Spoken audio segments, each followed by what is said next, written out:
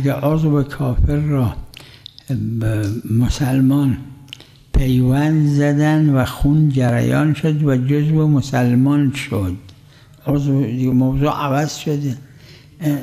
سه تا از مطهرات، یکی استحاله، یکی انقلاب، یکی انتقال. این جزو انقلابه، منقلب شده از کافر به مسلمون شد، عضو مسلمان میشه طاهر. اونم همین هیچ اشکال نداره. چی؟ میته بوده اما میشه حالا حیات، اونم حیات جزو مسلمان حساب میشه.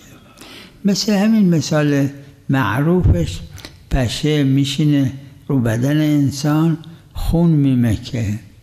این وقتی که پشه پا شد یه جای دیگه نشست، این خون تو بدن پشه ولو از بدن انسان رفته و خون انسان نجسه اگه خارج شد از بدنش، اما اگه زد این پشه رو کشت، این خونش طاهره، چون این انقلاب پیدا کرده یا گاهی انتقاله. اشکال نداره. انقلاب، انتقال، استحاله، این سه تا از مطهراته، یعنی نجس را طاهر میکنه.